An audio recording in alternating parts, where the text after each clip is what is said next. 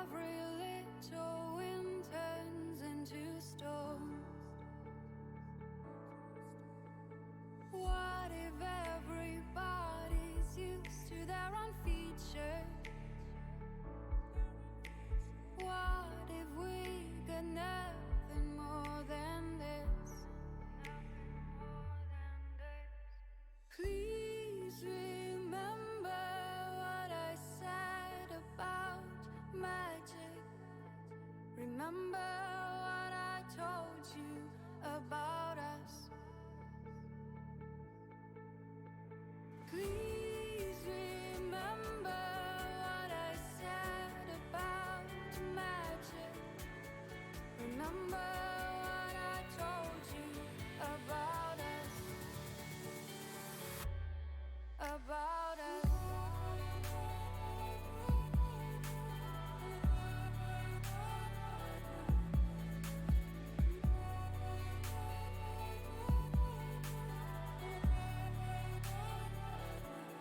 About us.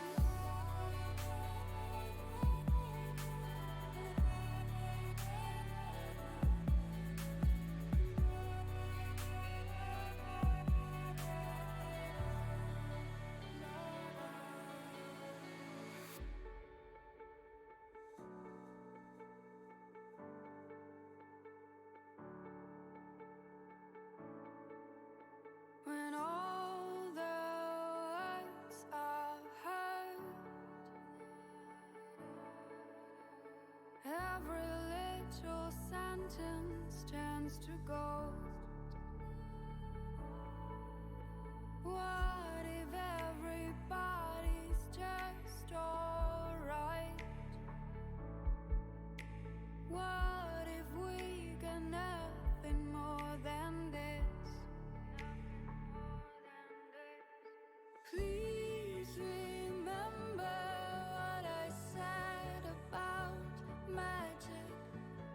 Remember what I told you about us. Please remember what I said about magic. Remember what I told you about us. About us.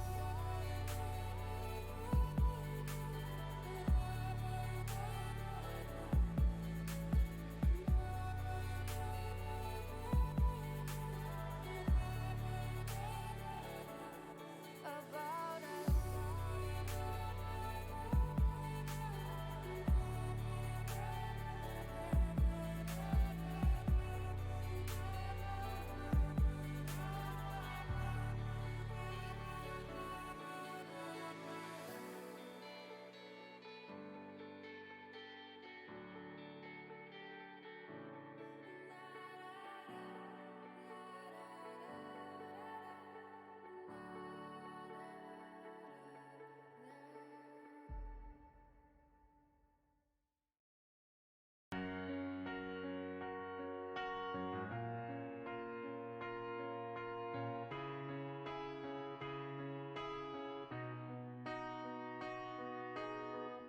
I never meant to hurt you. I didn't really mean the words I said. I said, if I could take it all back, I swear I'd never do it all again. Again. 'Cause I need you by my side and I need you. So hello there. It has been a long time. At least it feels like it has been a long time. Let me turn the music down a bit. It seems like it's competing with me. Damn it, I am more important than it is. A shine down California sun, 'cause everything was done out of love. So even when I'm gone, you're always in my heart, serenity. Yeah, you'll have to let me know how that is. Did I turn it down too much? Not enough. Ribs, hey! Hey, how are you, my friend? I'm also eating my Italian ice because I'm a horrible, horrible streamer.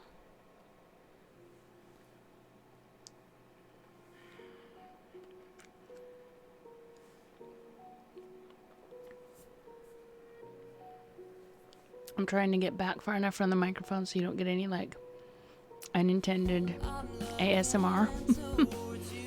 I've been okay. I mean, I've been kind of shitty the last few weeks, but I think just sleeping more has helped. Because it is tough having to get up at between 3 and 4 in the morning to get to work by 5 in the morning, and then work till 5, 6 at night, and then work weekends. And this weekend I just wouldn't do it. It's like, no, I'll not do it. What are they gonna do, fire me? And honestly, if they did fire me, I no longer care. Apathy can be a good thing.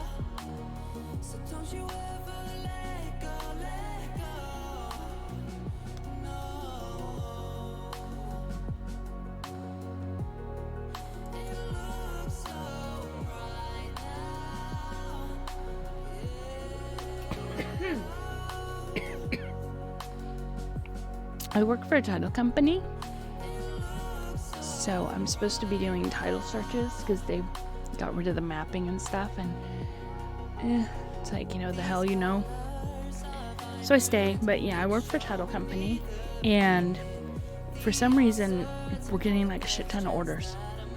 And yes, a shit ton is an official measurement. So we're just getting like slammed. And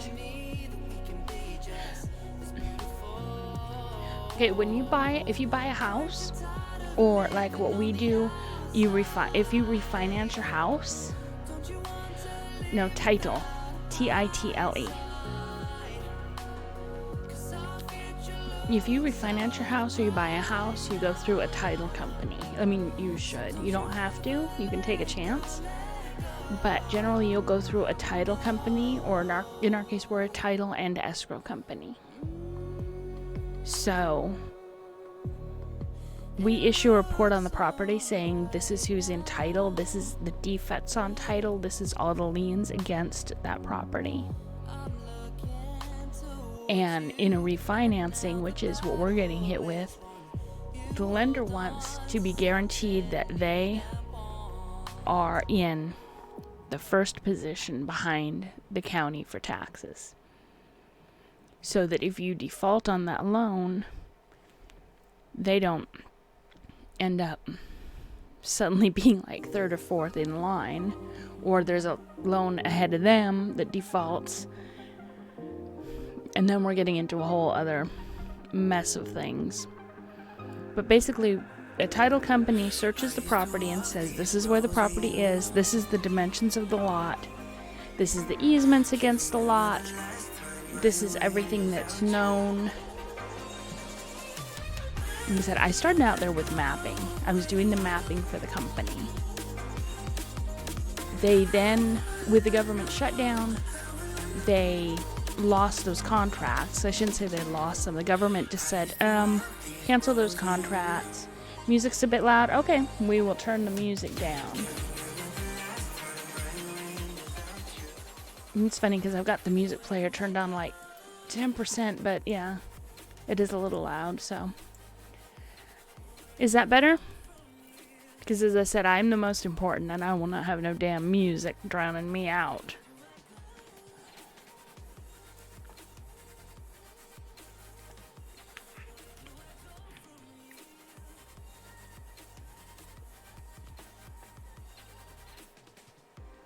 Okay, good. So basically what I do is the order comes in. Yeah, I can see where it would be distracting. Especially something with vocals. You know what, let me tell it to play music without vocals. Because I think that would even be better. Now let's see if this next song has vocals. I bet it does.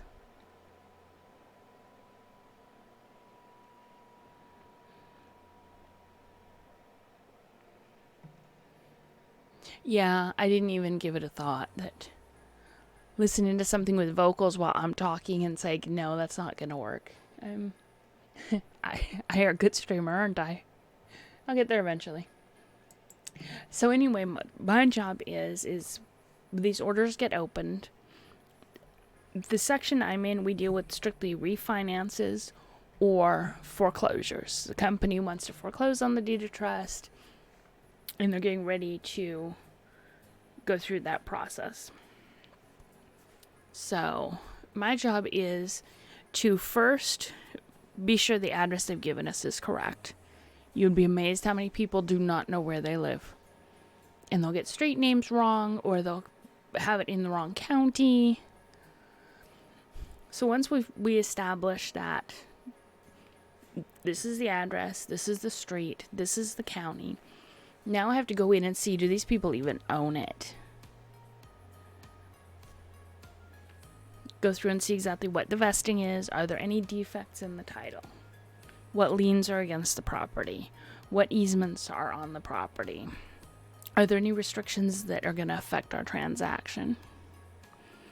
And I do all that, and then I send it on its way, and it goes to another team in the same department who does their thing, and eventually a report comes out, and then a policy is issued guaranteeing the lender's place in the grand scheme of things with that property. And every now and then I get to do a little bit of mapping, because you've got stuff where the property is just all messed up. Thank you for the host, Albo. I love you. I need to eat some more of my Italian ice before it melts.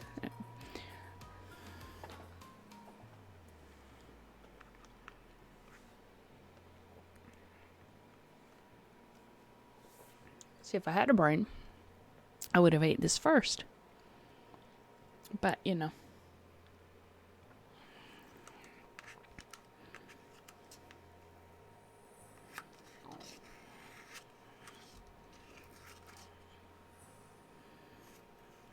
So, yeah, that's why I do always tell people, when you see a home for sale by owner, still go through a title company, because we've actually had a lot of cases, and it's very sad, where people bought a home that was for sale by owner. Yeah, if I only had a brain, I'd be dangerous. But these people bought a home. It went through, and it turned out the people they bought it from, they didn't own the property. They were just renters. And had they used a title company, they would have known, because a title search would have said, hey, these people don't own the property. Or they would have had a policy of title insurance that would have paid. How did I come into that line of work? Apparently I did something horribly wrong in a past life, and this is my punishment. But no, because I do geophysics, and specifically geodesics and cadastral engineering and mapping, I was hired for mapping because the company did have a mapping and surveying department, a separate division that would do surveying. So we used to actually go out to a lot of mines in the national forest and on private property, and we would survey them and we would map them. We did it for the government, we did it for private mine owners. And the company has now, I guess, decided that the government contracts aren't worth it after the shutdown, when I don't entirely know what happened. But the contracts were like put on hold or canceled, I don't know what. They never like renewed them when the shutdown was over, and I ended up in the department I'm in now. And just recently they announced that they're completely eliminating the mapping and surveying division. It's just gone. So that work is never coming back to this company.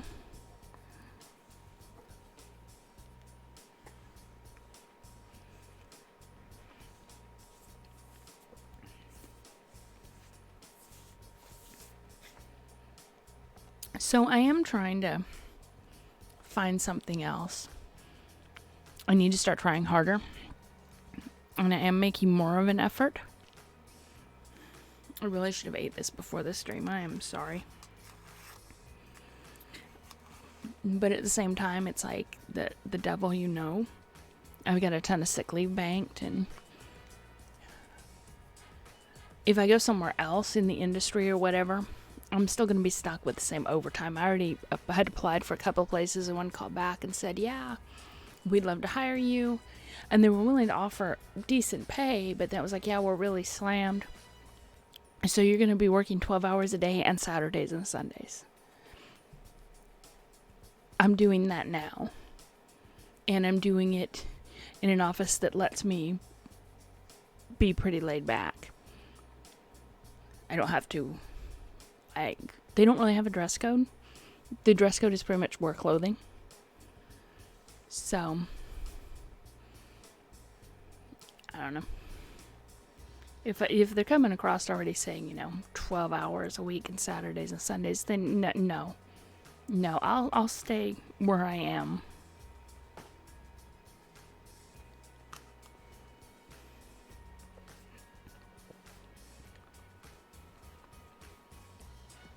Well, what they're doing, I think, so that it doesn't count as overtime, because in California, if you work 7 days in a row, I can't remember if it's the 7th or the 8th day, is overtime. You work like Saturday, Sunday, Monday, Tuesday, Wednesday, Thursday, Friday, and then they'll have you take off the following Saturday, but have you work Sunday. So they kind of like alternated around, or they give, like this week at work, actually we didn't work last weekend because of the holiday, and God forbid they pay us overtime and holiday pay. The world would have ended. And this weekend, I didn't work because of the holiday, we didn't work 40 hours in the week, so it wouldn't have been overtime. I'm not getting my happy ass out of bed at the butt crack of dawn to go in on Saturday and not get overtime pay.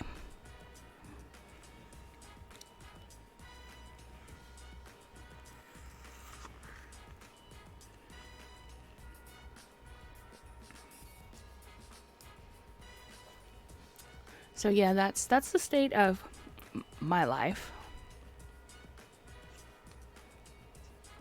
So that's how it is here too. Anything over 8 hours in a day is overtime, and anything over 40 hours is overtime.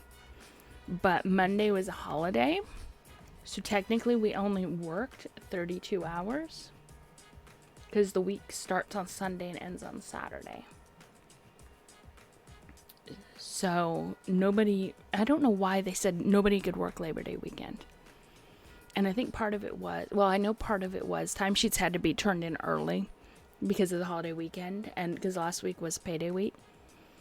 So they didn't want to be amending timesheets on Tuesday for people coming into work Saturday or Sunday. Well, Saturday would have been the last day. So we couldn't work Saturday. And they didn't want people working Sunday or Monday because Monday they were paying us 8 hours to not be there. So the same thing, because we didn't work Monday, we only worked 32 hours. So Saturday would have still been, today would have still been regular rate of pay.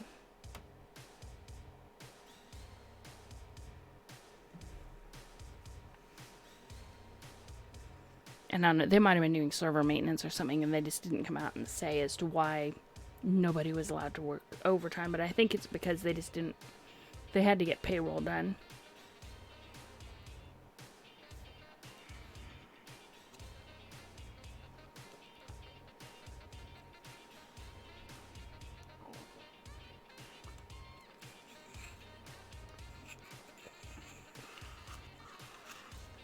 I swear I'm going to become an ice eating ASMR channel.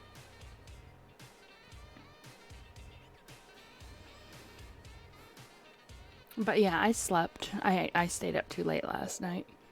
But it was nice staying up because I could do whatever I wanted to and not have to worry about getting up in the morning. And then I still was up.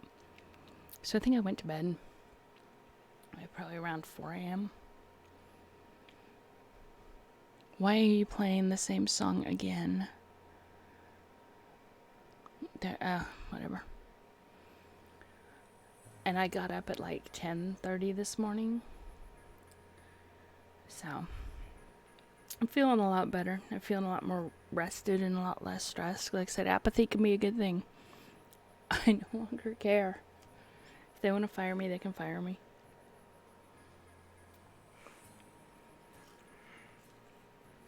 I'm not going to bust my ass to put in all that overtime.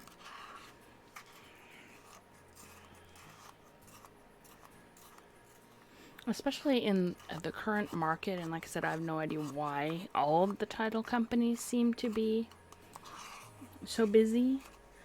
If they fire me, I can find another job pretty quickly. Yeah, I just didn't go in today. I mean, technically my boss did not say, because usually they'll say, you know, how many people are working Saturday, how many people are working Sunday. And plus, I've already gotten ticketed twice by security saying that I'm not authorized to park in the parking space in front of the building I work in. Which is a whole other situation type thing.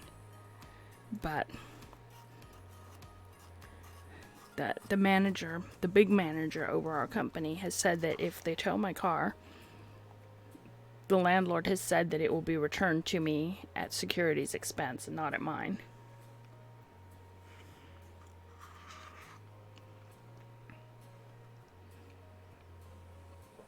Yeah, we've got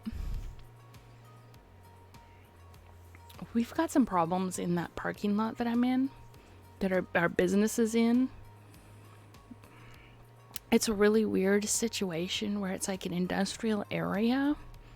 There's a supermarket distribution center behind us. Across the street from us used to be a big Hewlett-Packard plant. And Hewlett-Packard has been slowly leaving. I don't even know if they've got anything over there anymore. And other businesses have gone in. Yeah, and there's like a commercial fueling station. There's all this stuff. But then where we are, it was originally meant to be like industrial, I think. It might have even been part of the original supermarket chain that's behind us now. But now it's our title company and another division of our title company, a church, a karate studio, like a children's martial arts, because it's not a regular, it's only children. I don't know if it's karate or if it's martial arts in general. A construction company rented out one of the warehouse buildings to store stuff. And I think there's an environmental firm in there. Like some kind of environmental, I don't know what they do. But there's a lot of homeless that come through there. And they camp out in the parking lot. They camp out in front of the church. They literally shit in the parking lot. So security is supposed to be coming through and stopping that. And they're also supposed to be stopping because we're near a freeway. So people use it as a park and ride lot. There'll be a group and they'll park there and then take off in one car. So that's what they're supposed to be preventing.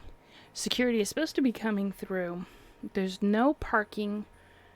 What they consider overnight parking is anything after 8 p.m. They're supposed to be coming through at 8 p.m. and coming through the night until 7 p.m. 7 a.m.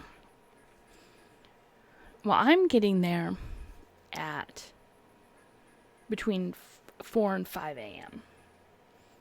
They're coming through between 5:30 and 6 a.m. They're making one run through and putting notices on the cars. Which, if they had actually come through during the night like they're paid to, they would know the cars weren't there. Now they're there. They're parked outside of an office. There's lights on in that office. It's not a huge stretch to assume that those cars belong to an employee or employees. Well, see, they do have passes, but because the construction company that's in with us has them, the business has to pay for the pass from the security company. It's just a totally screwed up thing, and it's like, who in the hell decided this was a good idea?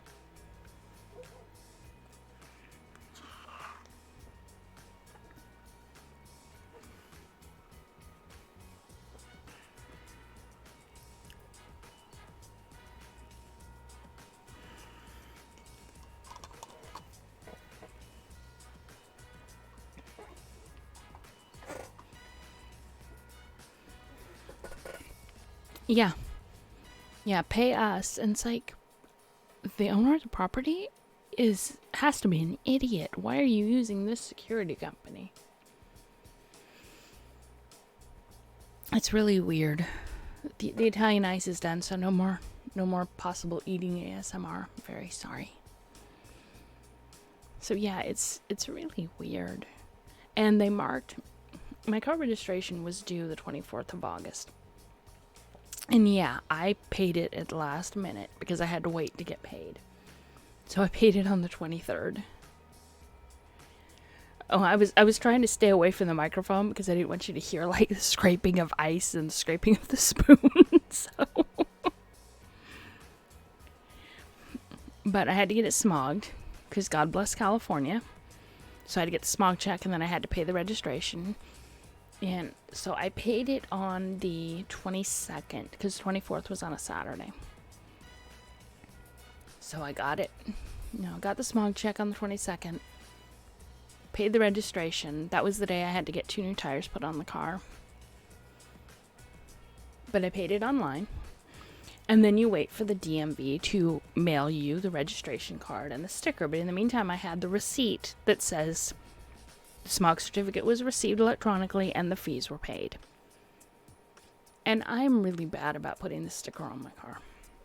I get the registration and it's either it's hot or I'm just busy or I just don't feel like it. Because they tell you, scrape the old stickers off. And I do need to scrape the old stickers off. It's got like 7 or 8 years worth of stickers on there. And when you get too many on there, it's easy to peel the sticker off and people steal them. So I just hadn't put it on yet.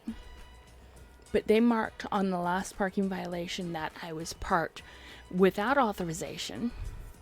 I was parked overnight. I had no parking permit. And my registration was expired. And it's been permanently noted, and if the vehicle is spotted in the lot again, it will be towed. And the first time it happened, I kind of laughed about it, because it was like, really? Really? The church was having an early morning service. Something was going on there. And I was the only car that they ticketed. It's like, I know I'm not a pretty car. My car has rights too. Don't bully my car. And then the second time it happened, and the first time it happened, I went to the manager and I was like, I'm kind of laughing about this, but at the same time, like, I don't want them to tow my car away. So then the second time, she was just like, oh my God, and she went on the warpath with him. And she told him, I guess she got a hold of the owner of the property because she knows them personally. And they got a hold of the security company and said that if they did it again, they were going to be fired. And it's like, just fire them because they're not doing their damn jobs. And yeah, I talked to a police officer for the city where I work in. And I was like, this security company, and they're marking on their expired registration. There wasn't even a box on the violation form for expired registration. He just added it. Well, no, I mean, she personally knows her. She knew the owner. She's known the owner for years before we even were in there. This is our 3rd location that we've been in. So they wrote on the ticket they marked other unexpired registration. It's like, my registration is not expired. I just haven't put the sticker on yet. And the police officer just said, yeah, they can't do anything about it. They can't do anything about you having expired registration. They need to stay in their lane. And I said, I just wanted to be sure. I do need to put the sticker on there. And he's like, you can drive around forever with no sticker if you want to, because we can run your license plate and see that the registration is paid. Which is like, then why do we have stickers? But yeah, the month stickers on ours are pretty permanent. But the year stickers, they just, if you keep putting one on top of the other, eventually it gets so thick that it's pretty easy to peel them off. So tomorrow I will have to get out there and put the sticker on it. But that's what's been up with me. I work in a business that has like a really weird security company. Well, that's what it is the stickers are easier. They can just drive by and see that. I mean, they assume, I guess, that if there's a sticker on there, the sticker is theirs and that they paid for it. So yeah, it is easier for them. I'm tempted to leave it off just to see if security, does ticket me again. See, I'm split, because on the one hand, it's like, go ahead and tow me. Tow me, I dare you. But on the other hand, it's like, if they tow me, I'll just sit in the parking space and cry until they bring my car back. And that was the other thing. I was afraid to go in this weekend, because it's like, if they ticket me and they tow my car away, I'm not going to get my car back until Monday.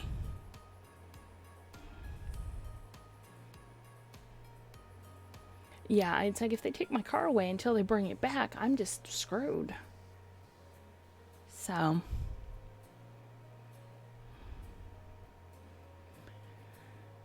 we will see, because Friday I went in yesterday. I keep forgetting today is Saturday. Yesterday was Friday. Yesterday I went in at 4:30, and they did not ticket me. So I'm hoping that they learned and they got the message and they won't ticket me again or tow me. But time will tell. I mean, I'm still hoping to win the lottery, and then I will have my own island and life will be good. But until then, I have to work. And it would be nice if, just like I said, at first I thought it was funny, because it was like, really? I'm not authorized to park at the place I work? Okay. Can't come into work anymore. So now you know more about my life than you probably wanted to.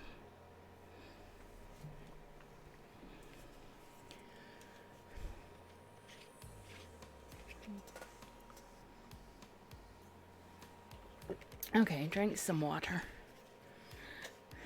Took a sip of water. I'm adequately hydrated, I think.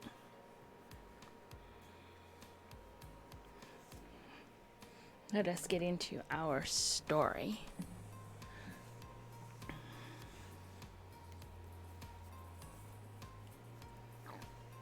And you'll have to let me know for the story. Do you want me to keep the music on, or do you just want to listen to the fire sounds? Because either way is fine with me.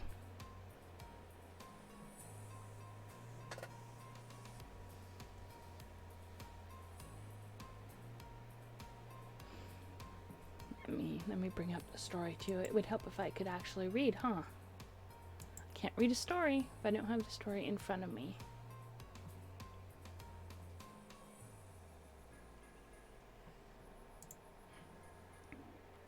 Just the fire, yeah.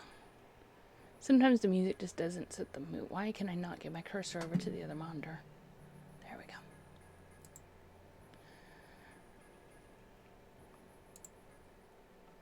There, we will have just our beautiful bonfire.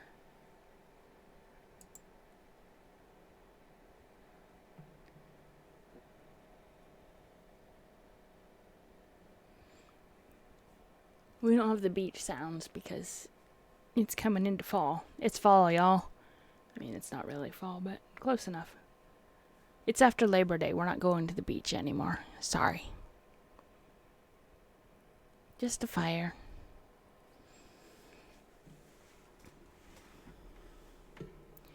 So tonight's story is Dorothy and the Wizard of Oz. And for some reason, what the hell did I just do to my microphone? Technical difficulties. Please stand by.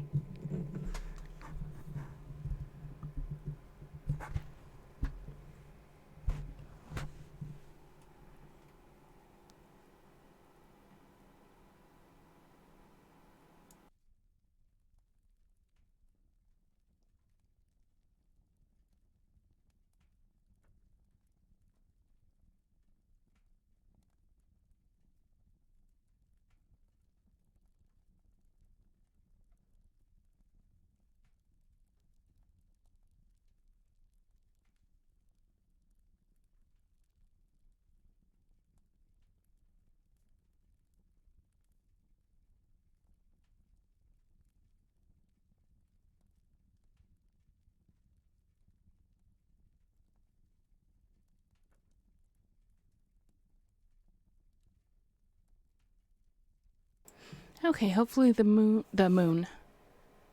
Dear Lord. See, this is what happens. The words come into my little brain and then they come out of my mouth totally different. Hopefully the microphone stand is tightened down enough now. Because I moved it. Because before the microphone stand was getting in front of me and the screen I'm trying to read on. And plus I think it's at a better distance now. So hopefully you can hear me. We're going to cross our fingers that there are no more technical difficulties. Yeah, no more white clothes. No more going to the beach. No more any of that stuff. It's Labor Day, damn it. Once Labor Day's over. And that applies to the whole world. It's the Americanization of the universe. You all celebrate Labor Day. All of you. So this story begins with an earthquake. So, Albo, the quake babies are here. The quake babies. Now I need more water. Here, listen to it. Listen to a bottle cap. There's some ASMR for you.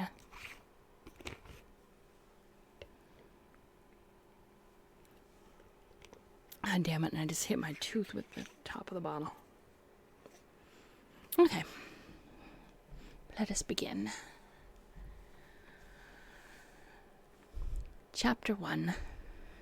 The Earthquake. The train from Frisco was very late.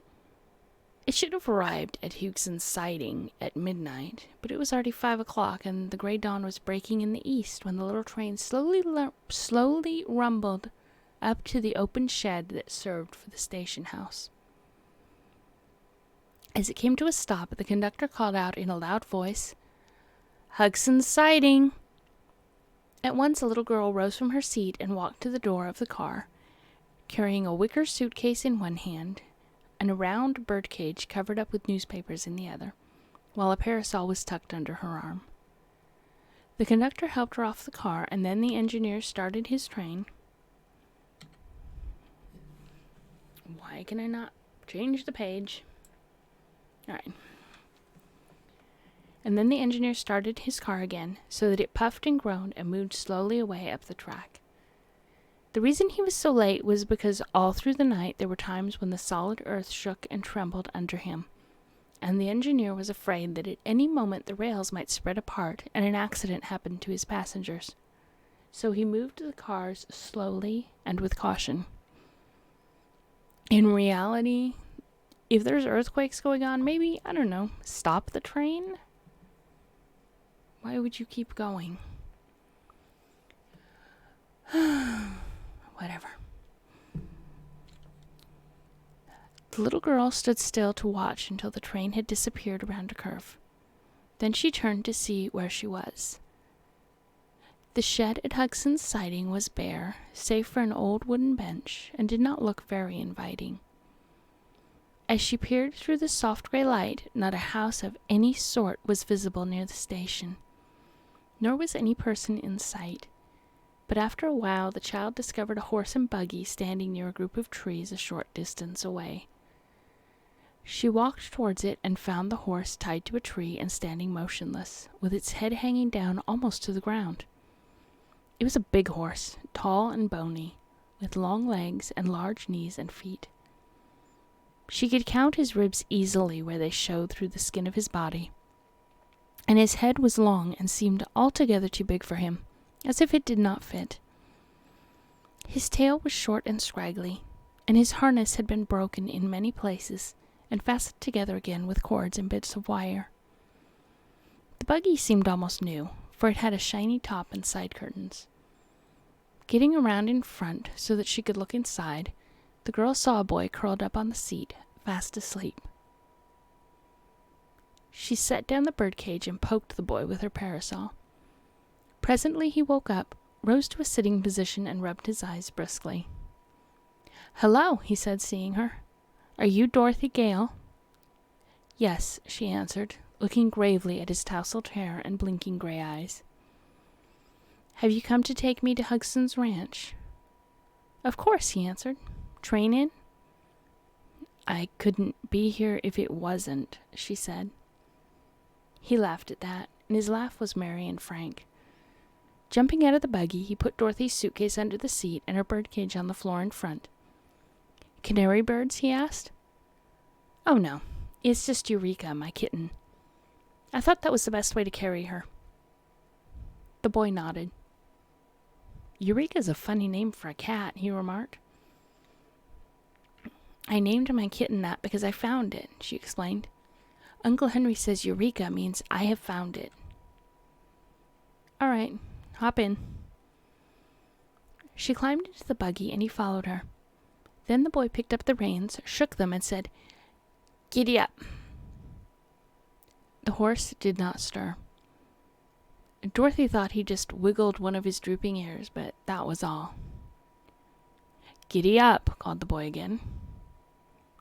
The horse stood still. "Perhaps," said Dorothy, "if you untied him, he would go." The boy laughed cheerfully and jumped out. "Guess I'm half asleep yet," he said, untying the horse. "But Jim knows his business all right, don't you, Jim?" patting the long nose of the animal. But then he got into the buggy again and took the reins, and the horse at once backed away from the tree, turned around slowly, and began to trot down the sandy road, which was just visible in the dim light. "Thought that train would never come," observed the boy. "I've been waiting at that station for 5 hours."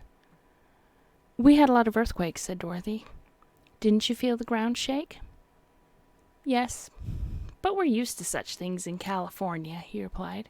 "They don't scare us much." The conductor said it was the worst quake he ever knew. "Did he? Then it must have happened while I was asleep," he said thoughtfully.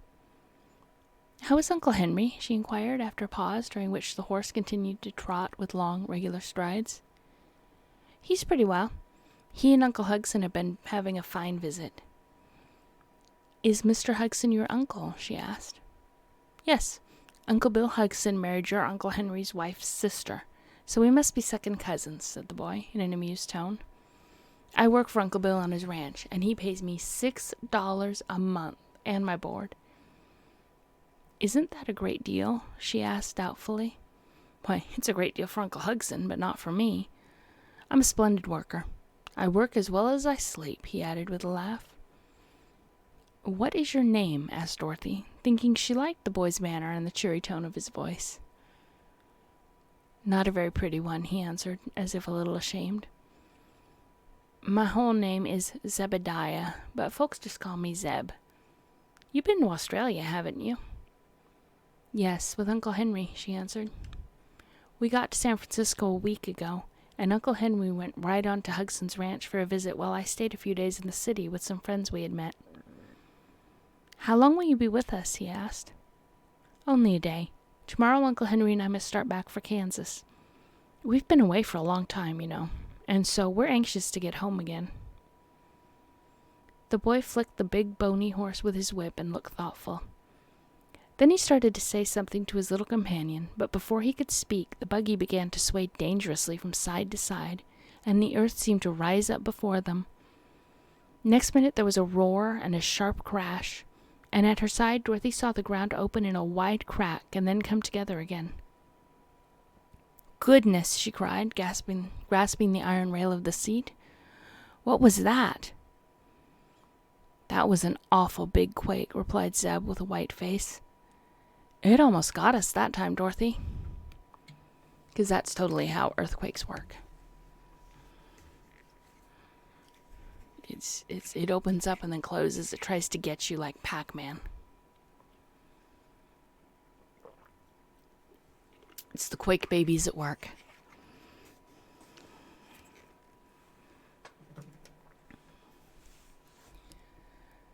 The horse had stopped short and stood firm as a rock.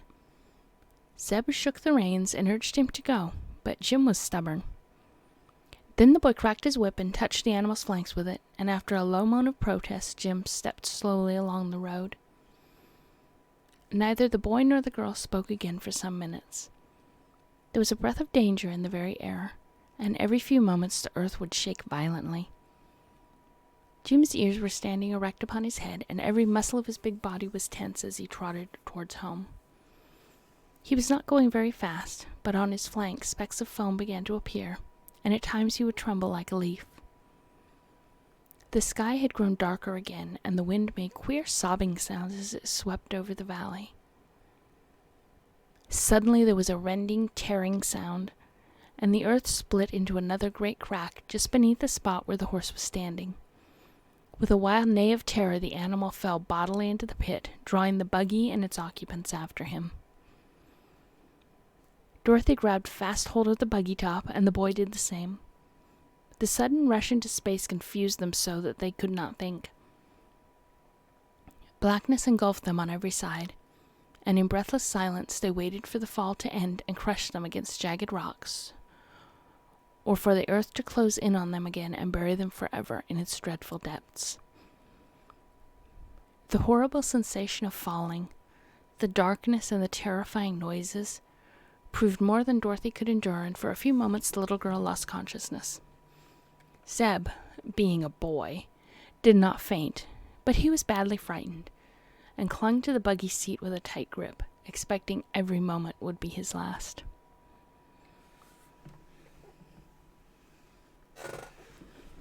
Now I have to get back up on the seat because I'm sliding out of it. I are a pro streamer. So yes, that is totally how earthquakes work. I'm sure Abel will agree. That's how earthquakes work. The ground just rises up and opens and closes and tries to eat you. Sage would be so proud if she was here.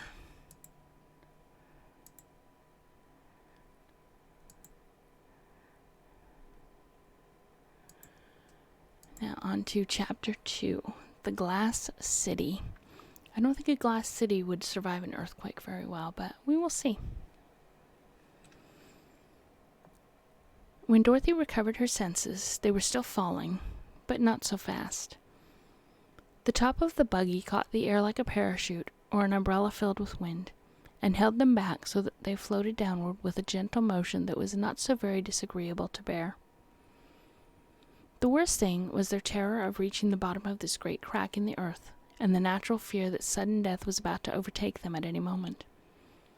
Crash after crash echoed far above their heads, as the earth came together where it had split, and stones and chunks of clay rattled around them on every side.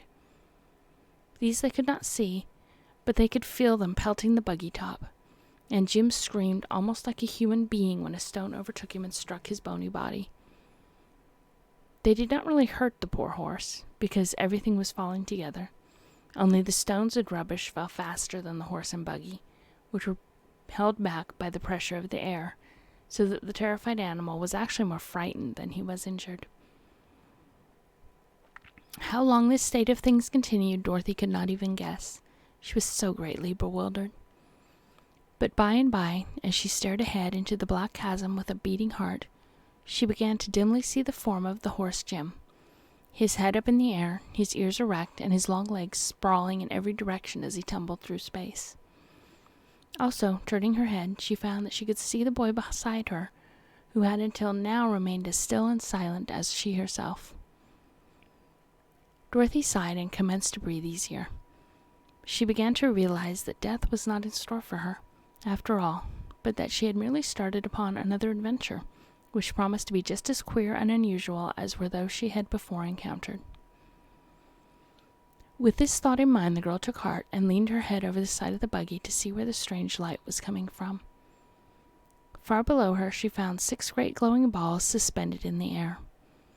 The central and largest one was white and reminded her of the sun. Around it were arranged like the 5 points of a star, the other 5 brilliant balls, one being rose-colored, one violet, one yellow, one blue, and one orange. This splendid group of colored suns sent rays darting in every direction, and as the horse and buggy, with Dorothy and Zeb, sank steadily downward and came nearer to the lights, the rays began to take on all the delicate tintings of a rainbow, growing more and more distinct every moment until all the space was brilliantly illuminated.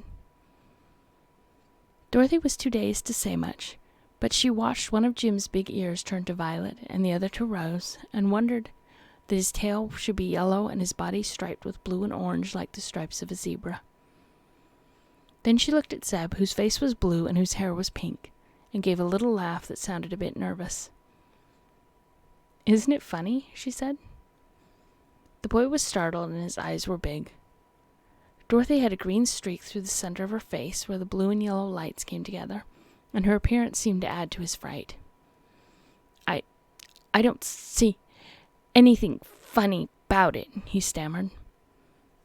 Just then the buggy tipped slowly over upon its side, the body of the horse tipping also. But they continued to fall, all together, and the boy and girl had no difficulty in remaining upon the seat just as they were before. Then they turned bottom side up and continued to slowly roll over until they were right side up again. During this time Jim struggled frantically, all his legs kicking the air, but on finding himself in his former position, the horse said in a relieved tone of voice, "Well, that's better." Dorothy and Zeb looked at one another in wonder. "Can your horse talk?" she asked. "Never knew him to before," replied the boy. "Those were the first words I ever said," called out the horse, who had overheard them. "And I can't explain why I happened to speak then. This is a nice scrape you've got me into, isn't it?" "As for that, we are in the same scrape ourselves," answered Dorothy cheerfully. "But never mind, something will happen pretty soon." "Of course," growled the horse. "And then we shall be sorry it happened." Zeb gave a shiver. All this was so terrible and unreal that he could not understand it at all, and so had good reason to be afraid. Swiftly they drew near to the flaming-colored suns, and passed close beside them. The light was then so bright that it dazzled their eyes, and they covered their faces with their hands to escape being blinded. There was no heat in the colored suns, however, and after they had passed below them, the top of the buggy shut out many of the piercing rays so that the boy and girl could open their eyes again. "We've got to come to the bottom sometime," remarked Zeb with a deep sigh. "We can't keep falling forever, you know." "Of course not," said Dorothy. "We are somewhere in the middle of the earth, and the chances are we'll reach the other side of it before long." "But it's a bit hollow, isn't it?" "Awful big," answered the boy. "We've come to something now," announced the horse. At this they both put their heads over the side of the buggy and looked down. Yes, there was land below them, and not so very far away either. But they were floating very, very slowly. So slowly that it could no longer be called a fall, and the children had ample time to take heart and look around them. They saw a landscape with mountains and plains, lakes and rivers, very like those upon the earth's surface. But all the scene was splendidly colored by the variegated lights from the 6 suns. Here and there were groups of houses that seemed made of clear glass, because they sparkled so brightly. "I'm sure we are in no danger," said Dorothy in a sober voice. "We are falling so slowly that we can't be dashed to pieces when we land, and this country that we are coming to seems quite pretty." "We'll never get home again, though," declared Zeb with a groan. "Oh, I'm not so sure of that," replied the girl. "But don't let us worry over such things, Zeb. We can't help ourselves just now, you know, and I've always been told it's foolish to borrow trouble." The boy became silent, having no reply to so sensible a speech, and soon both were fully occupied in staring at the strange scene spread out below them. They seemed to be falling right into the middle of a big city, which had many tall buildings with glass domes and sharp-pointed spires. These spires were like great spear points, and if they tumbled upon one of them, they were likely to suffer serious injury. Jim the horse had seen these spires also, and his ears stood straight up with fear, while Dorothy and Zeb held their breaths in suspense. But no, they floated gently down upon a broad, flat roof and came to a stop at last. When Jim felt something firm under his feet, the poor horse's legs trembled so much that he could hardly stand. But Zeb at once leapt out of the buggy to the roof, and he was so awkward and hasty that he kicked over Dorothy's birdcage, which rolled out upon the roof so that the bottom came off. At once a pink kitten crept out of the upset cage, sat down upon the glass roof, and yawned and blinked its round eyes. "Oh," said Dorothy, "there's Eureka." "First time I ever saw a pink cat," said Zeb. "Eureka isn't pink, she's white. It's this queer light that gives her that color." "Where's my milk?" asked the kitten, looking up into Dorothy's face. "I'm most starved to death." "Oh, Eureka, can you talk?" "Talk? Am I talking? Good gracious, I believe I am. Isn't it funny?" asked the kitten. "It's all wrong," said Zeb gravely. "Animals ought not to talk, but even old Jim has been saying things since we had our accident." "I can't see that it's wrong," remarked Jim in his gruff tone. "At least, it isn't as wrong as some other things. What's going to become of us now?" "I don't know," answered the boy, looking around him curiously. The houses of the city were all made of glass, so clear and transparent that one could look through the walls as easily as through a window. Dorothy saw, underneath the roof on which she stood, several rooms used for rest chambers, and even though she could make out a number of queer forms huddled into the corners of these rooms. The roof beside them had a great hole smashed through it, and pieces of glass were lying scattered in every direction. A nearby steeple had been broken off short, and the fragments lay heaped upon it.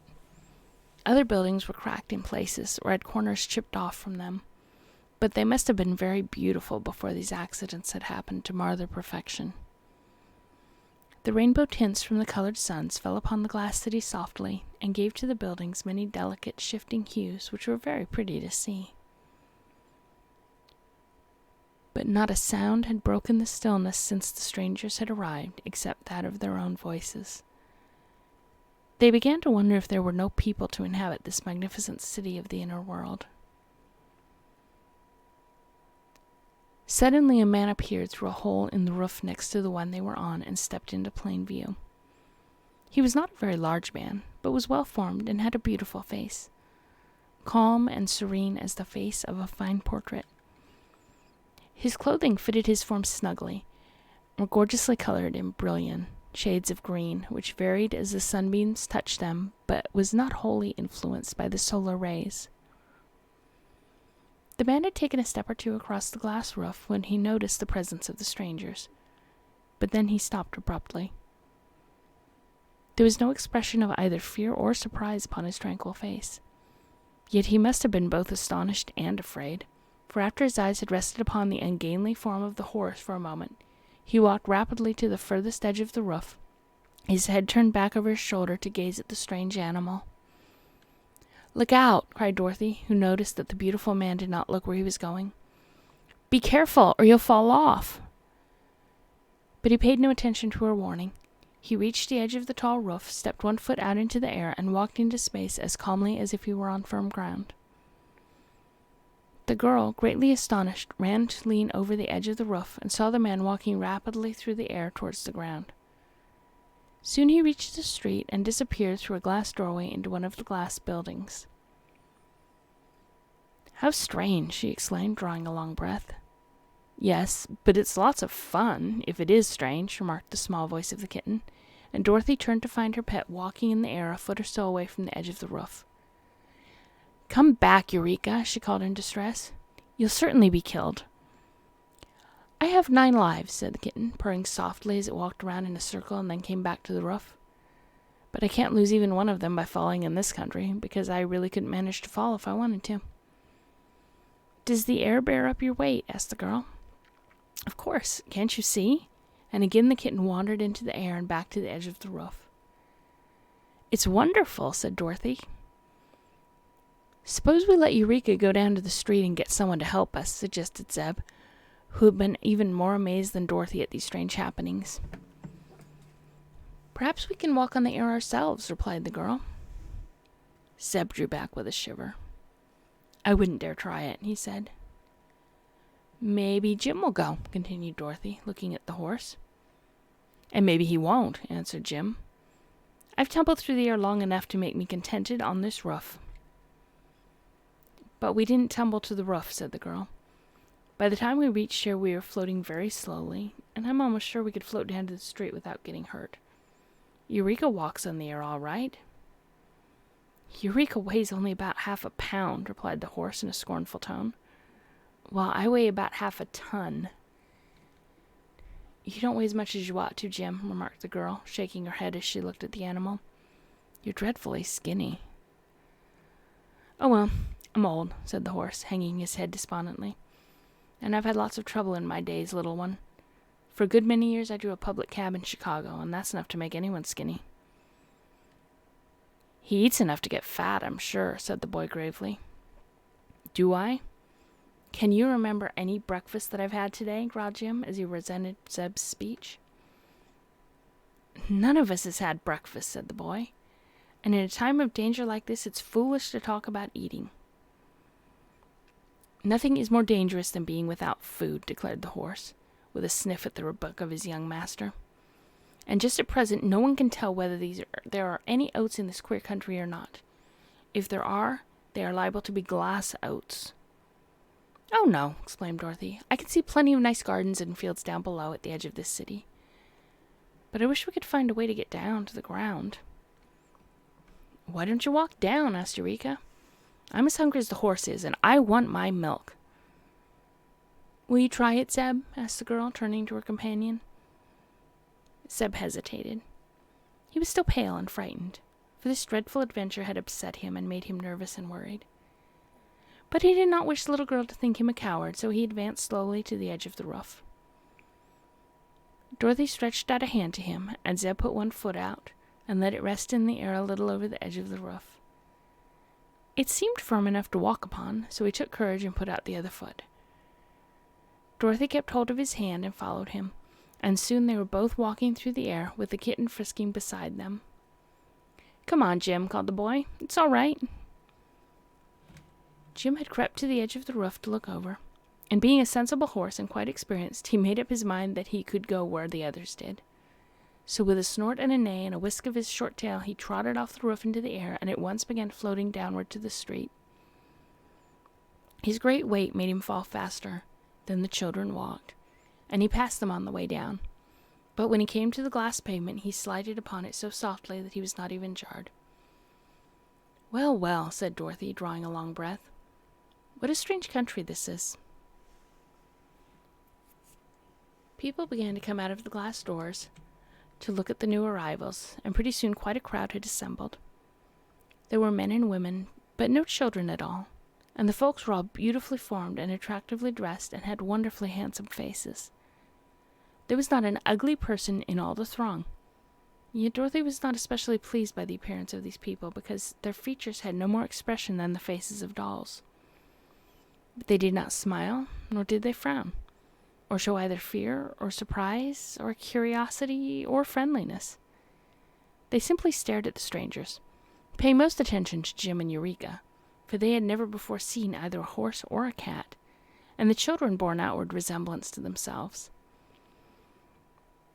Pretty soon a man joined the group who wore a glistening star in the dark hair just over his forehead. He seemed to be a person of authority, for the others pressed back to give him room. After turning his composed eyes first upon the animals and then upon the children, he said to Zeb, who was a little taller than Dorothy, "Tell me, intruder, was it you who caused the rain of stones?" For a moment the boy did not know what he meant by this question. Then, remembering the stones that had fallen with them and passed them long before they reached this place, he answered, "No, sir, we didn't cause anything. It was the earthquake." The man with the star stood for a time quietly thinking over his speech. Then he asked, "What is an earthquake?" "I don't know," said Zeb, who was still confused. But Dorothy, seeing his perplexity, answered, "It's a shaking of the earth. In this quake a big crack opened and we fell through, horse and buggy and all, and the stones got loose and came down with us." The man with the star regarded her with his calm, expressionless eyes. "The rain of stones has done much damage to our city," he said, "and we shall hold you responsible for it unless you can prove your innocence." "How can we do that?" asked the girl. "That I am not prepared to say. It is your affair, not mine. You must go to the house of the sorcerer, who will soon discover the truth." "Where is the house of the sorcerer?" the girl inquired. "I will lead you to it. Come." He turned and walked down the street, and after a moment's hesitation, Dorothy caught Eureka in her arms and climbed into the buggy. The boy took his seat beside her and said, "Giddy up, Jim." As the horse ambled along, drawing the buggy, the people of the glass city made way for them and formed a procession in their rear. Slowly they moved down one street and up another, turning first this way and then that, until they came to an open square in the center of which was a big glass palace, having a central dome and 4 tall spires on each corner.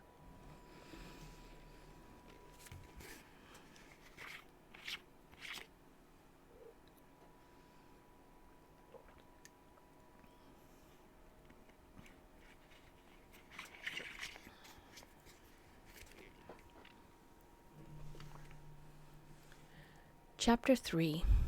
The Arrival of the Wizard. The doorway of the glass palace was quite big enough for the horse and buggy to enter, so Zeb drove straight through it, and the children found themselves in a lofty hall that was very beautiful. The people at once followed and formed a circle around the sides of the spacious room, leaving the horse and buggy and the man with the star to occupy the center of the hall. "Come to us, O Gwig," called the man in a loud voice. Instantly a cloud of smoke appeared and rolled over the floor. Then it slowly spread and ascended into the dome, disclosing a strange personage seated upon a glass throne just before Jim's nose. He was formed just as were the other inhabitants in this land, and his clothing only differed from theirs in being bright yellow. But he had no hair at all, and all over his bald head and face and upon the backs of his hands grew sharp thorns like those found on the branches of rose bushes. There was even a thorn upon the tip of his nose, and he looked so funny that Dorothy laughed when she saw him. The sorcerer, hearing the laugh, looked towards the little girl with cold, cruel eyes, and his glance made her grow sober in an instant. "Why have you dared to intrude your unwelcome persons into the secluded land of the Mangaboos?" he asked sternly. "'Cause we couldn't help it," said Dorothy. "Why did you wickedly and viciously send the rain of stones to crack and break our houses?" he continued. "We didn't," declared the girl. "Prove it," cried the sorcerer. "We don't have to prove it," answered Dorothy indignantly. "If you had any sense at all, you'd know it was the earthquake. We only know that yesterday came a rain of stones upon us, which did much damage and injured some of our people. Today came another rain of stones, and soon after it you appeared among us." "By the way," said the man with the star, looking steadily at the sorcerer, "you told us yesterday that there would not be a second rain of stones. Yet one has just occurred that was even worse than the first. What is your sorcery good for if it cannot tell us the truth?" "My sorcery does tell the truth," declared the thorn-covered man. "I said there would be but one rain of stones. The second one was a rain of people and horse and buggy, and with stones came with them." "Will there be any more rains?" asked the man with the star. "No, my prince." "Neither stones nor people?" No, my prince. Are you quite sure? Quite sure, my prince. My sorcerer tells me so. Just then a man came running into the hall and addressed the prince after making a low bow. More wonders in the air, my lord, said he. Immediately the prince and all his people flocked out of the hall into the street, that they might see what was about to happen. Dorothy and Zeb jumped out of the buggy and ran after them, but the sorcerer remained calmly in his throne. Far up in the air was an object that looked like a balloon.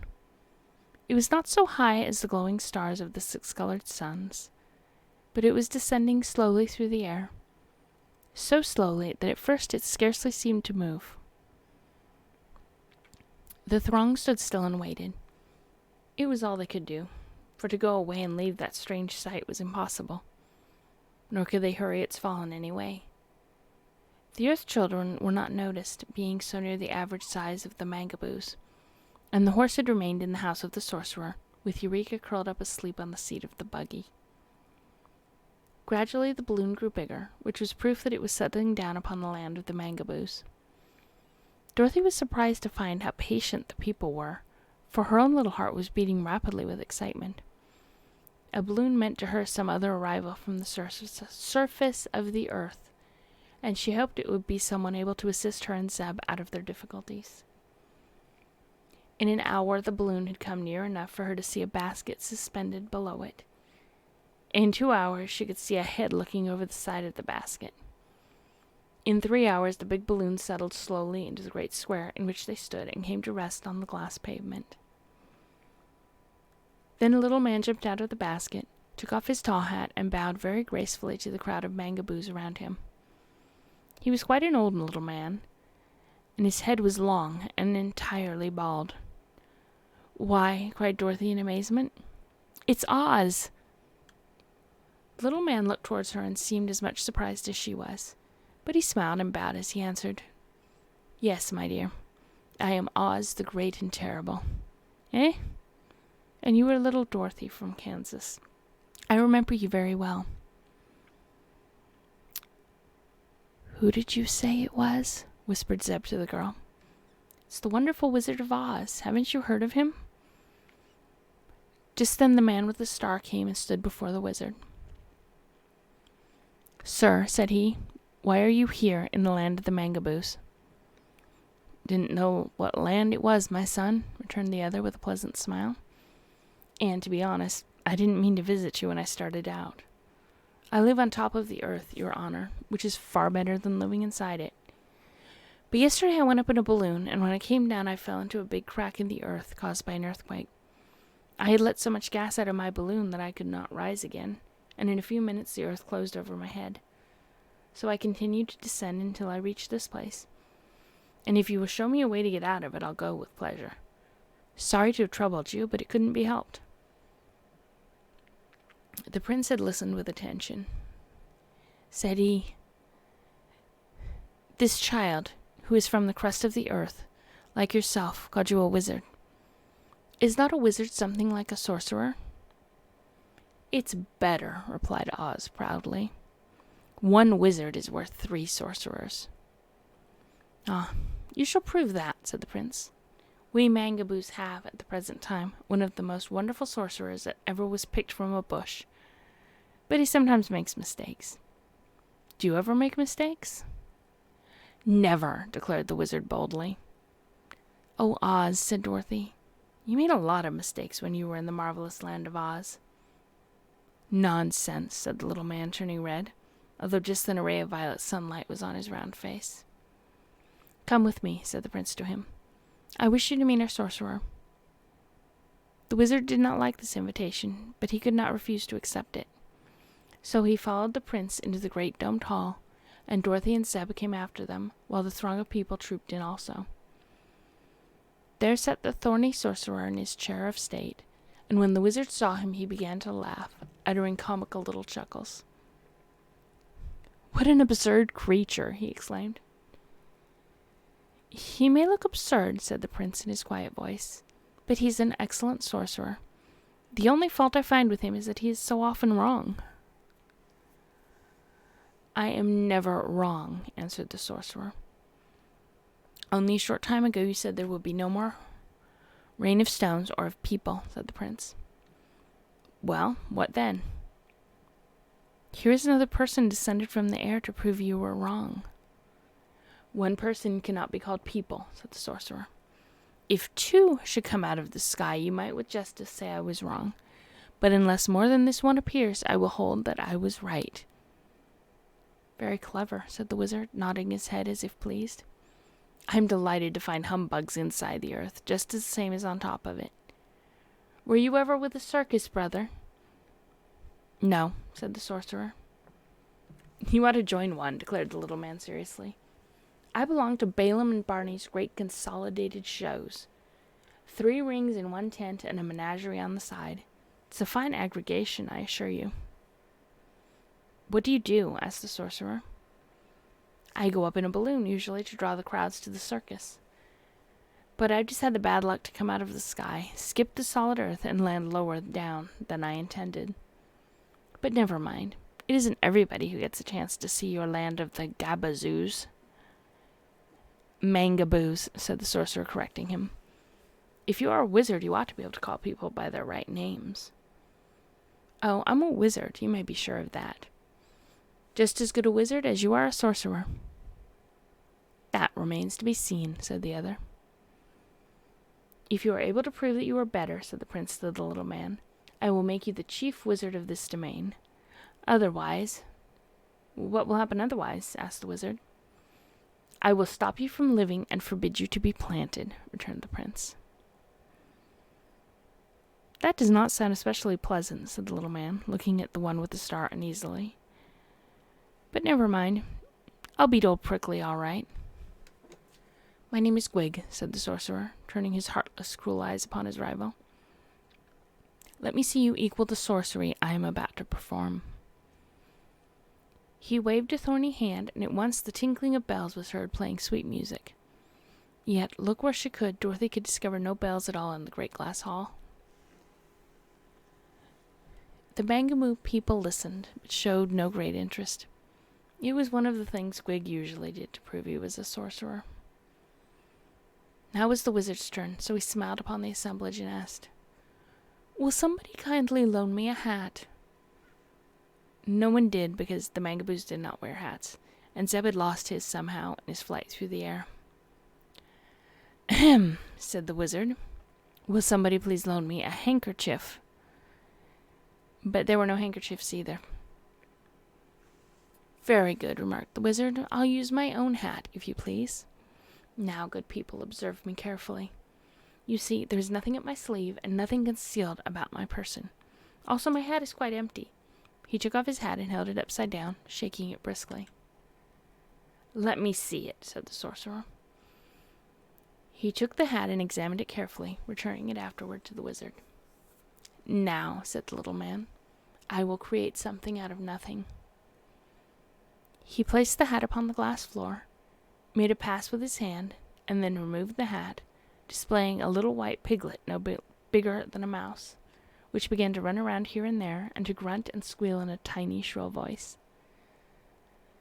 The people watched it intently, for they had never seen a pig before, big or little. The wizard reached out, caught the wee creature in his hand, and holding its head between one thumb and finger and its tail between the other thumb and finger, he pulled it apart, each of the 2 parts becoming a whole and separate piglet in an instant. He placed one upon the floor so that it could run around, and pulled apart the others, making 3 piglets in all, and then one of these was pulled apart, making 4 piglets. The wizard continued this surprising performance until 9 tiny piglets were running about at his feet, all squealing and grunting in a very comical way. Now, said the Wizard of Oz, having created something from nothing, I will make something nothing again.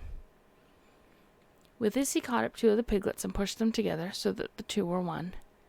Then he caught up another piglet and pushed it into the first, where it disappeared.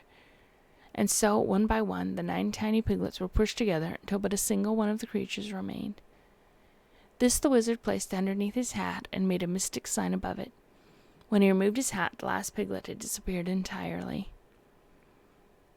The little man gave a bow to the silent throng that had watched him, and the prince said in his cold, calm voice, "You are indeed a wonderful wizard, and your powers are greater than those of my sorcerer."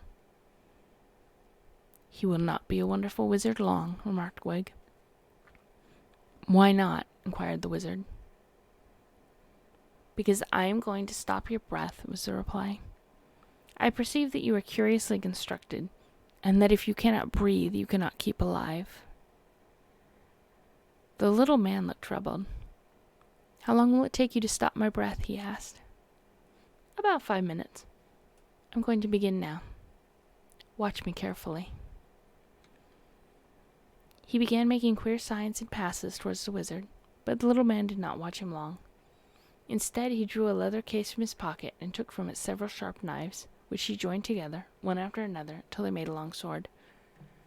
By the time he had attached a handle to his sword, he was having much trouble to breathe, as the charm of the sorcerer was beginning to take effect. So the wizard lost no more time, but leaping forward, he raised the sharp sword, rolled it once or twice around his head, and then gave a mighty stroke that cut the body of the sorcerer exactly in two. Dorothy screamed and expected to see a terrible sight, but as the two halves of the sorcerer fell apart on the floor, she saw that he had no bones or blood inside of him at all, and that the place where he was cut looked much like a sliced turnip or potato. "Why, he's a vegetable!" cried the wizard, astonished. "Of course," said the prince. "We are all vegetable in this country." "Are you not vegetable also?" "No," answered the wizard. "People on top of the earth are all meat. Will your sorcerer die?" "Certainly, sir. He is really dead now, and will wither very quickly. So we must plant him at once, that other sorcerers may grow upon his bush," continued the prince. "What do you mean by that?" asked the little wizard, greatly puzzled. "If you accompany me to our public gardens," replied the prince, "I will explain to you much better than I can here the mysteries of our vegetable kingdom." So they are all vegetables.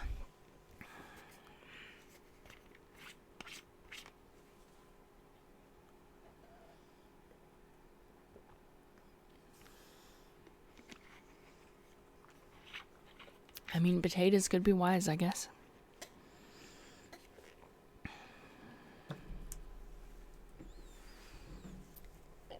Chapter 4. The Vegetable Kingdom. After the wizard had wiped the dampness from his sword and taken it apart and put the pieces into their leather case again, the man with the star ordered some of his people to carry the two halves of the sorcerer to the public gardens. Jim pricked up his ears when he heard they were going to the gardens, and wanted to join the party, thinking he might find something proper to eat. So Zeb put down the top of the buggy and invited the wizard to ride with them. The seat was amply wide enough for the little man and the two children, and when Jim started to leave the hall, the kitten jumped upon his back and sat there quite contentedly. So the procession moved through the streets, the bearers of the sorcerer first, the prince next, then Jim drawing the buggy with the strangers inside of it, and last the crowd of vegetable people who had no hearts and could neither smile nor frown. The glass city had several fine streets, for a good many people lived there. But when the procession had passed through these, it came upon a broad plain covered with gardens and watered by many pretty brooks that flowed through it. There were paths through these gardens, and over some of the brooks were ornamental glass bridges. Dorothy and Zeb now got out of the buggy and walked beside the prince so that they might see and examine the flowers and plants better. "Who built these lovely bridges?" asked the little girl. "No one built them," answered the man with the star. "They grow." "That's queer," said she. "Did the glass houses in your city grow too?" "Of course," he replied, "but it took a good many years for them to grow as large and fine as they are now. That is why we are so angry when a rain of stones comes to break our tower and crack our roofs." "Can't you mend them?" she inquired. "No, but they will grow together again in time, and we must wait until they do." They first passed through many beautiful gardens of flowers which grew nearest the city, but Dorothy could hardly tell what kind of flower they were, because the colors were constantly changing under the shifting lights of the 6 suns. A flower would be pink one second, white the next, then blue or yellow, And it was the same way when they came to the plants, which had broad leaves and grew close to the ground. When they passed over a field of grass, Jim immediately stretched out his head and began to nibble. "A nice country this is," he grumbled, "where a respectable horse has to eat pink grass." "It's violet," said the wizard, who was in the buggy. "Now it's blue," complained the horse. "As a matter of fact, I'm eating rainbow grass." "How does it taste?" asked the wizard. "Not bad at all," said Jim. "If they give me plenty of it, I'll not complain about its color." By this time the party had reached a freshly plowed field, and the prince said to Dorothy, "This is our planting ground." Several mangaboos came forward with glass spades and dug a hole in the ground. Then they put the 2 halves of the sorcerer into it and covered him up.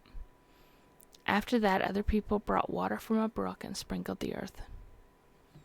"He will sprout very soon," said the prince, "and grow into a large bush, from which we shall in time be able to pick several good sorcerers."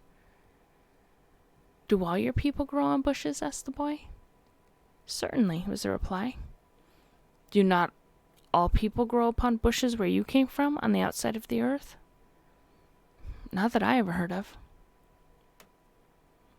"How strange. But if you will come with me to one of our folk gardens, I will show you the way we grow in the land of the mangaboos." It appeared that these odd people, while they were able to walk through the air with ease, usually moved upon the ground in the ordinary way. There were no stairs in their houses, because they did not need them, but on a level surface they generally walked just as we do. The little party of strangers now followed the prince across a few more of the glass bridges, and along several paths until they came to a garden enclosed by a high hedge.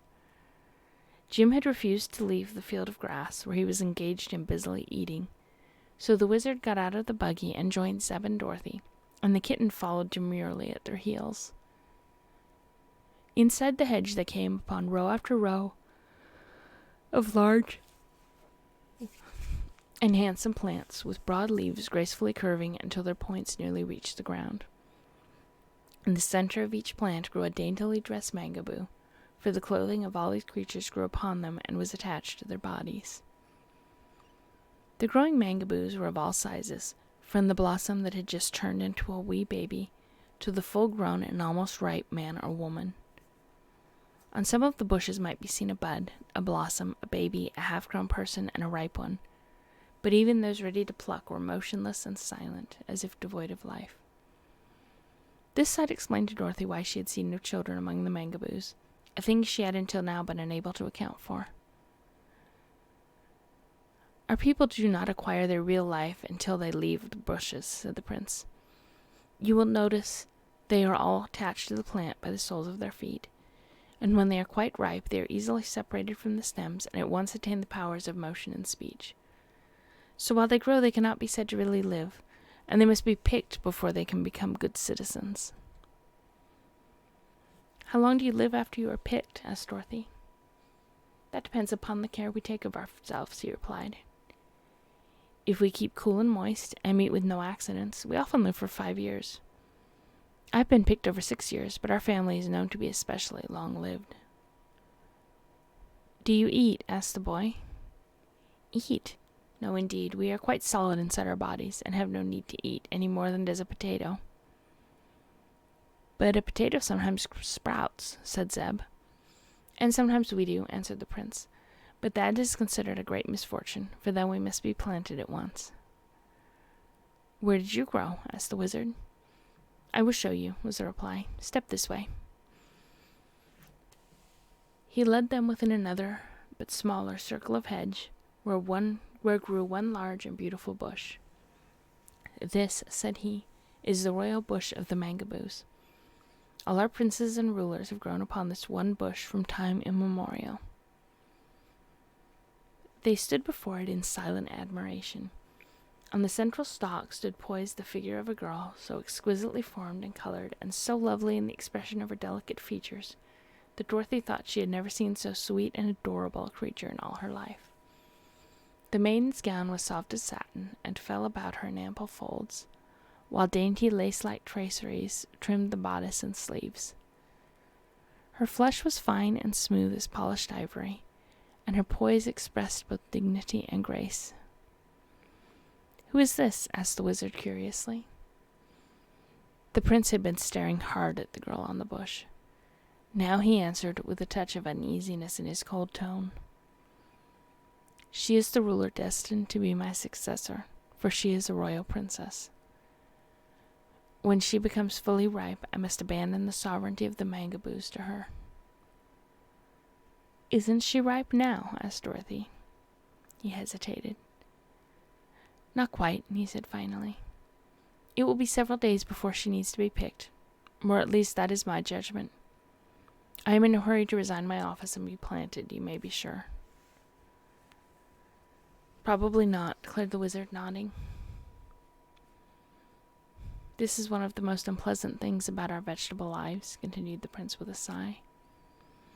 "That while we are in our full prime, we must give way to another, and be covered up in the ground to sprout and grow and give birth to other people." "I'm sure the princess is ready to be picked," asserted Dorothy, gazing hard at the beautiful girl on the bush. "She's as perfect as she can be." "Never mind," answered the prince hastily. "She will be all right for a few days longer, and it is best for me to rule until I can dispose of you strangers, who have come to our land uninvited and must be attended to at once." "What are you going to do with us?" asked Zeb. "That is a matter I have not quite decided upon," was the reply. "I think I shall keep this wizard until a new sorcerer is ready to pick, for he seems quite skillful and may be of use to us. But the rest of you must be destroyed in some way, and you cannot be planted, because I do not wish horses and cats and meat people growing all over our country." "You needn't worry," said Dorothy. "We wouldn't grow underground, I'm sure." "But why destroy my friends?" asked the little wizard. "Why not let them live?" "They do not belong here," returned the prince. "They have no right to be inside the earth at all." "We didn't ask to come down here. We fell," said Dorothy. "That is no excuse," declared the prince coldly. The children looked at each other in perplexity, and the wizard sighed. Eureka rubbed her paw on her face and said in her soft, purring voice, "He won't need to destroy me, for if I don't get something to eat pretty soon, I shall starve to death, and so save him the trouble." "If he planted you, he might grow some cattails," suggested the wizard. "Oh, Eureka, perhaps we can find you some milkweeds to eat," said the boy. "Phoo," snarled the kitten. "I wouldn't touch the nasty things." "You don't need milk, Eureka," remarked Dorothy. "You are big enough now to eat any kind of food." "If I can get it," added Eureka. "I'm hungry myself," said Zeb. "But I noticed some strawberries growing in one of the gardens and some melons in another place. These people don't eat such things, so perhaps on our way back they will let us get them." "Never mind your hunger," interrupted the prince. "I shall order you destroyed in a few minutes, so you will have no need to ruin our pretty melon vines and berry bushes. Follow me, please, to meet your doom."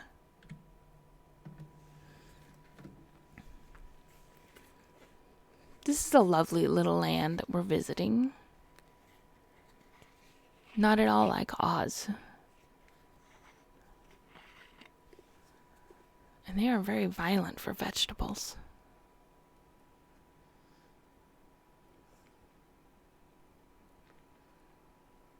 Such violent vegetables.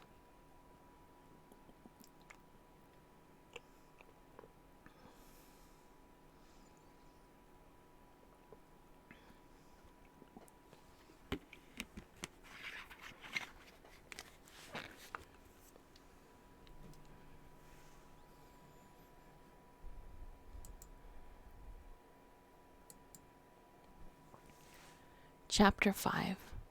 Dorothy Picks the Princess. The words of the cold and moist vegetable prince were not very comforting, and as he spoke them, he turned away and left the enclosure. The children, feeling sad and despondent, were about to follow him when the wizard touched Dorothy softly on her shoulder. "Wait," he whispered. "What for?" asked the girl. "Suppose we pick the royal princess," said the wizard. "I'm quite sure she's ripe, and as soon as she comes to life she will be the ruler, and may treat us better than the heartless prince intends to." "All right," exclaimed Dorothy eagerly. "Let's pick her while we have the chance, before the man with the star comes back." So together they leaned over the great bush, and each of them seized one hand of the lovely princess. "Pull!" cried Dorothy, and as they did so, the royal lady leaned towards them, and the stem snapped and separated from her feet. She was not at all heavy, so the wizard and Dorothy managed to lift her gently to the ground. The beautiful creature passed her hands over her eyes an instant, tucked in a stray lock of hair that had become disengaged, and after a look around the garden, made those present a gracious bow, and said in a sweet but even-toned voice, "I thank you very much." "We salute your royal highness," cried the wizard, kneeling and kissing her hand. Just then the voice of the prince was heard calling upon them to hasten, and a moment later he returned to the enclosure, followed by a number of his people. Instantly the princess turned and faced him, and when he saw that she was picked, the prince stood still and began to tremble. "Sir," said the royal lady with much dignity, "you have wronged me greatly, and would have wronged me still more had these strangers not come to my rescue. I have been ready for picking all the past week, but because you were selfish and desired to continue your unlawful rule, you left me to stand silent upon my bush." "I did not know that you were ripe," answered the prince in a low voice. "Give me the star of royalty," she commanded. Slowly he took the shining star from his own brow and placed it upon that of the princess. Then all the people bowed low to her, and the prince turned and walked away alone. What became of him afterwards our friends never knew. The people of Mangaboo now formed themselves into a procession and marched toward the glass city to escort their new ruler to her palace and to perform those ceremonies proper to the occasion. But while the people in the procession walked upon the ground, the princess walked in the air just above their heads, to show that she was a superior being and more exalted than her subjects. No one now seemed to pay any attention to the strangers, so Dorothy and Zeb and the wizard let the train pass on and then wandered by themselves into the vegetable gardens. They did not bother to cross the bridges over the brooks, but when they came to a stream they stepped high and walked into the air to the other side. This was a very interesting experience to them, and Dorothy said, "I wonder why it is that we can walk so easily in the air." "Perhaps," answered the wizard, "it is because we are close to the center of the earth, where the attraction of gravity is very slight. But I've noticed that many queer things happen in fairy countries." "Is this a fairy country?" asked the boy. "Of course it is," returned Dorothy promptly. "Only a fairy country would have vegetable people, and only in a fairy country could Eureka and Jim talk as we do." "That's true," said Zeb thoughtfully. In the vegetable gardens they found the strawberries and melons and several other unknown but delicious fruits, of which they ate heartily. But the kitten bothered them constantly by demanding milk or meat, and called the wizard names because he could not bring her a dish of milk by means of his magical arts. As they sat upon the grass watching Jim, who was still busily eating, Eureka said, "I don't believe you are a wizard at all." "No," answered the little man, "you are quite right. In the strict sense of the word, I am not a wizard, only a humbug." "The Wizard of Oz has always been a humbug," agreed Dorothy. "I've known him for a long time." "If that is so," said the boy, "how could he do that wonderful trick with the 9 tiny piglets?" "Don't know," said Dorothy, "but it must have been humbug." "Very true," declared the wizard, nodding at her. "It was necessary to deceive that ugly sorcerer and the prince, as well as their stupid people. But I don't mind telling you, who are my friends, that the thing was only a trick." "But I saw the little pigs with my own eyes," exclaimed Zeb. "So did I," purred the kitten. "To be sure," answered the wizard. "You saw them because they were there. They are in my inside pocket now. But the pulling of them apart and pushing them together again was only a sleight of hand trick." "Let's see the pigs," said Eureka carefully. The little man felt carefully in his pocket and pulled out the tiny piglets, setting them upon the grass one by one, where they ran around and nibbled the tender blades. "They're hungry too," he said. "Oh, what cunning things!" cried Dorothy, catching one and petting it. "Be careful," said the piglet with a squeal. "You're squeezing me." "Dear me," murmured the wizard, looking at his pets in astonishment. "They can actually talk." "May I eat one of them?" asked the kitten in a pleading voice. "I'm awfully hungry." "Why, Eureka," said Dorothy reproachfully. "What a cruel question. It will be dreadful to eat these dear little things." "I should say so," grunted another of the piglets, looking uneasily at the kitten. "Cats are cruel things." "I'm not cruel," replied the kitten, yawning. "I'm just hungry." "You cannot eat my piglets, even if you are starving," declared the little man in a stern voice. "They are the only things I have to prove I'm a wizard." "How did they happen to be so little?" asked Dorothy. "I never saw such tiny pigs before." "They are from the island of Teenty Weent," said the wizard, "where everything is small because it's a small island. A sailor brought them to Los Angeles, and I gave him 9 tickets to the circus for them." "But what am I going to eat?" wailed the kitten, sitting in front of Dorothy and looking pleadingly into her face. "There are no cows here to give milk, or any mice, or even grasshoppers. And if I can't eat the piglets, you may as well plant me at once and raise ketchup." "I have an idea," said the wizard, "that there are fishes in these brooks. Do you like fish?" "Fish!" cried the kitten. "Do I like fish? Why, they're better than piglets, or even milk." "Then I'll try to catch you some," said he.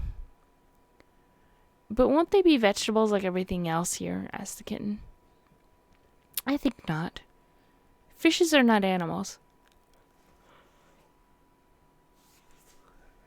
And they are as cold and moist as the vegetables themselves. There is no reason that I can see why they may not exist in the waters of this strange country." Then the wizard bent a pin for a hook and took a long piece of string from his pocket for a fish line. The only bait he could find was a bright red blossom from a flower, but he knew fishes are easy to fool if anything bright attracts their attention, so he decided to try the blossom. Having thrown the end of his line in the water of a nearby brook, he soon felt a sharp tug that told him a fish had bitten and was caught on the bent pin. So the little man drew in the string, and sure enough, the fish came with it and was landed safely on the shore, where it began to flop around in great excitement. The fish was fat and round, and its scales glistened like beautifully cut jewels set close together. But there was no time to examine it closely, for Eureka made a jump and caught it between her claws, and in a few moments it had entirely disappeared. "Oh, Eureka!" cried Dorothy. "Did you eat the bones?" "If it had any bones, I ate them," replied the kitten composedly as it washed its face after the meal. "But I don't think that fish had any bones, because I didn't feel them scratch my throat." "You were very greedy," said the girl. "I was very hungry," replied the kitten. The little pigs had stood huddled in a group, watching the scene with frightened eyes. "Cats are dreadful creatures," said one of them. "I'm glad we are not fishes," said another. "Don't worry," Dorothy murmured soothingly. "I'll not let the kitten hurt you." Then she happened to remember that in a corner of her suitcase were 1 or 2 crackers that were left over from her luncheon on the train, and she went to the buggy and brought them. Eureka stuck up her nose at such food, but the tiny piglets squealed delightedly at the sight of the crackers and ate them in a jiffy. "Now let us go back to the city," suggested the wizard. "That is, if Jim has had enough of the pink grass." The cab horse, who was browsing near it, lifted his head with a sigh. "I've tried to eat a lot while I had the chance," said he, "for it's likely to be a long while between meals in this strange country. But I'm ready to go now at any time you wish."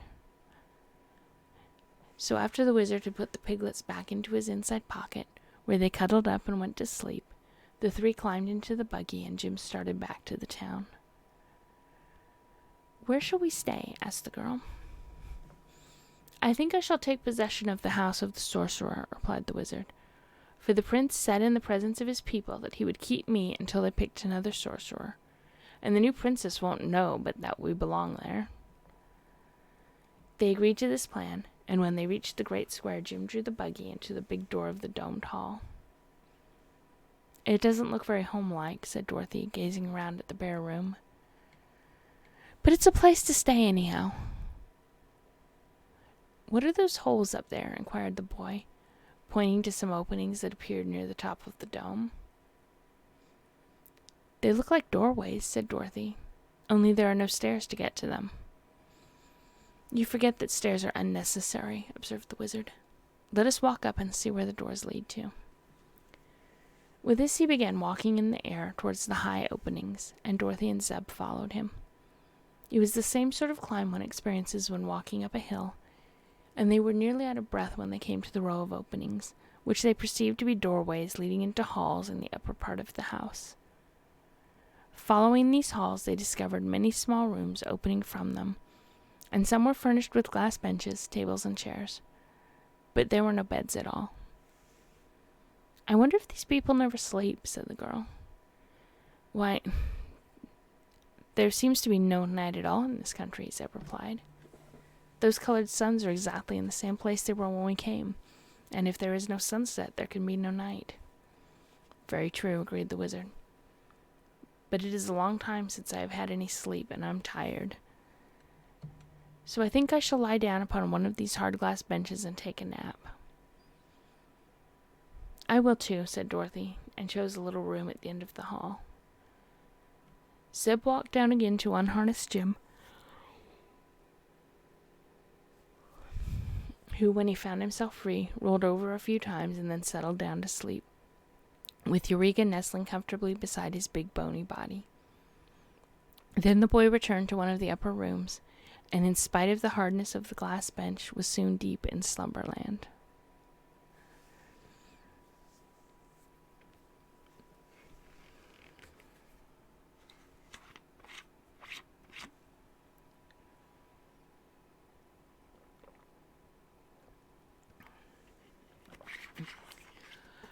And I have started to yawn myself.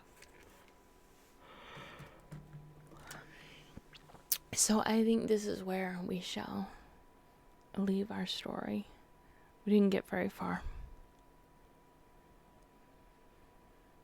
And I'm sorry for that.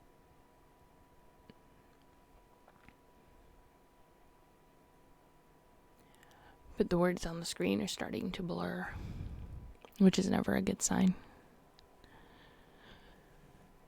So let me go and see who we can go and visit. And I will bookmark where we are leaving off so we can begin again the next time. And hopefully it won't be 3 weeks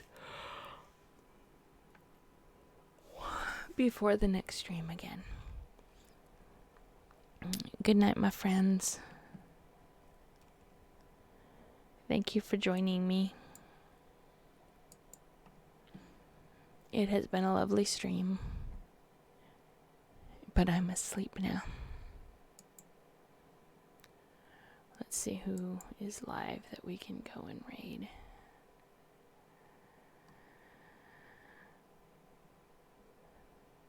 It doesn't look like anybody. So you can go and watch some pigeons. Good night, my friends.